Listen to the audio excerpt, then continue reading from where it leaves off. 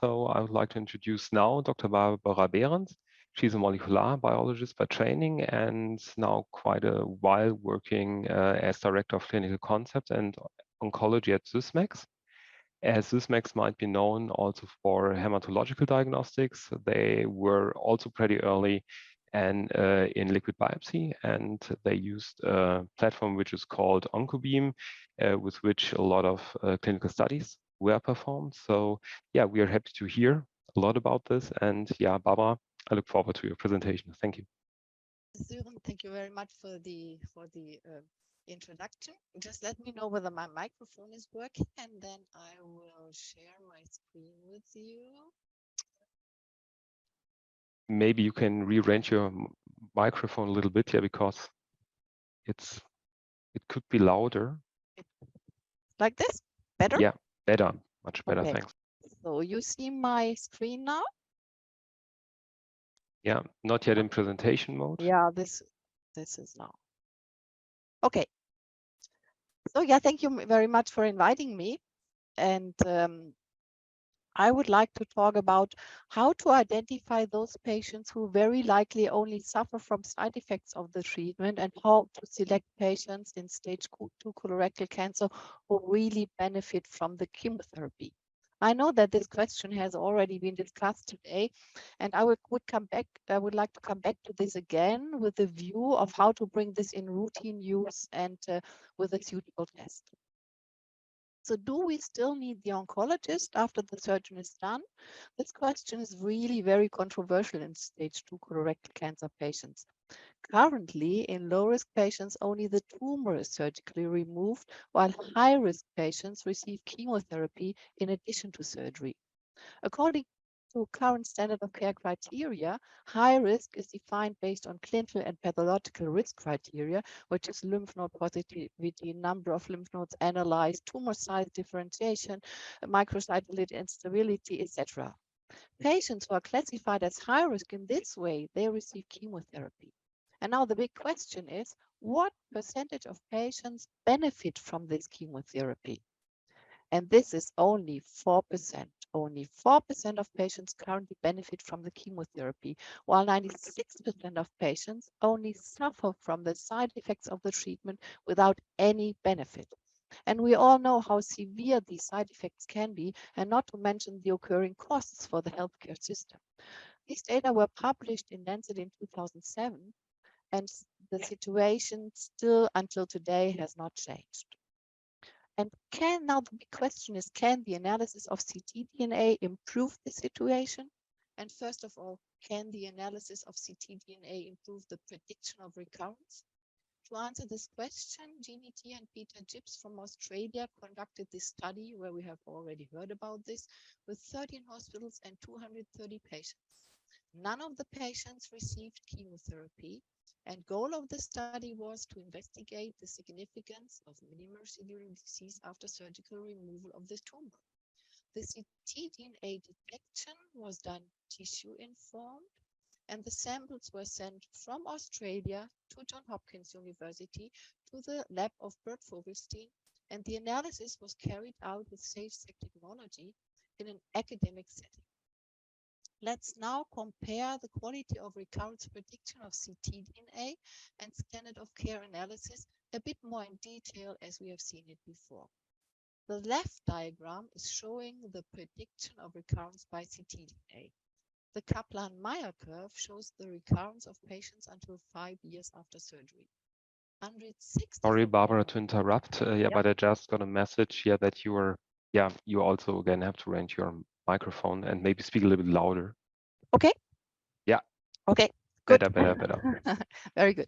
164 patients were ctDNA negative, and 90% of them did not recur within the first 2 years.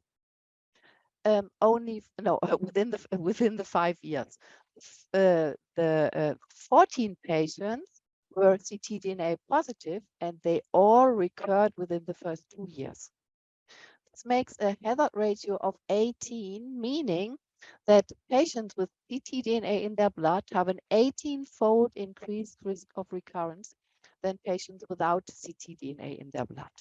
In the right diagram, we see the standard of care analysis. Here we see 129 patients with low risk, and about 80% of them do not recur within 5 years, and 49 patients with high risk, out of which 70% have no recurrence after 5 years. According to the current standard of care, all these patients would have received chemotherapy, which means that the hazard ratio of standard of care is 3.3. So these results demonstrate that ctDNA analysis after surgery shows a 6-fold improved quality in predicting recurrence than the current standard of care. So is the detection of ctDNA now a better basis for decision making for chemotherapy? And can the number of chemotherapies be reduced without compromising the outcome?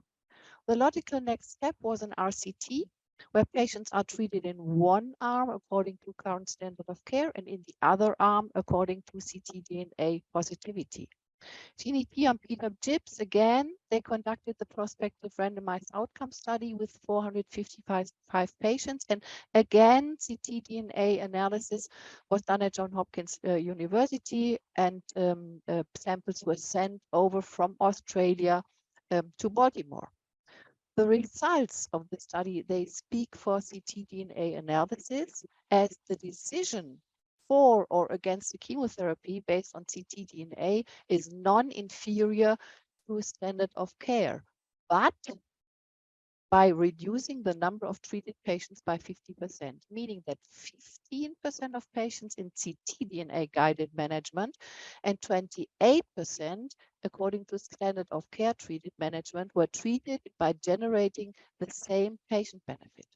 So we see massive savings in chemotherapy, and thus for 50% of patients, side effects of the treatment can be avoided. This was published in New England Journal of Medicine in last year, 2022. So as a summary, this means that looking at the cohort of stage 2 colorectal cancer patients, analysis of ctDNA after surgery with SafeSec technology can make a better selection as to which patient can benefit from chemotherapy and which patient cannot benefit from chemotherapy.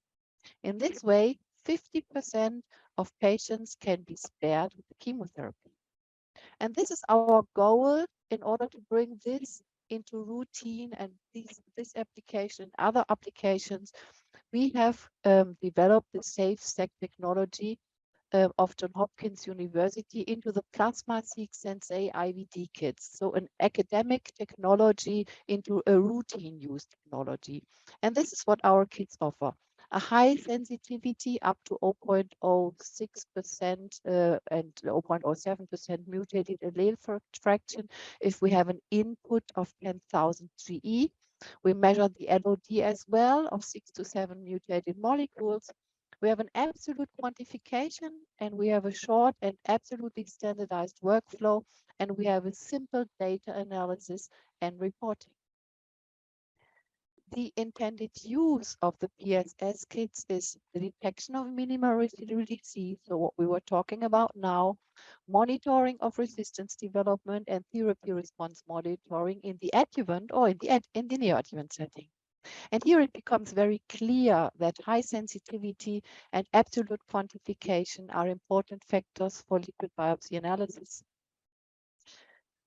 We have another intended use, especially for metastasized colorectal cancer patients, and this is therapy selection for anti-EGFR treatment. And very likely you all followed the exciting discussions about the data of the FIRE4 study at ASCO.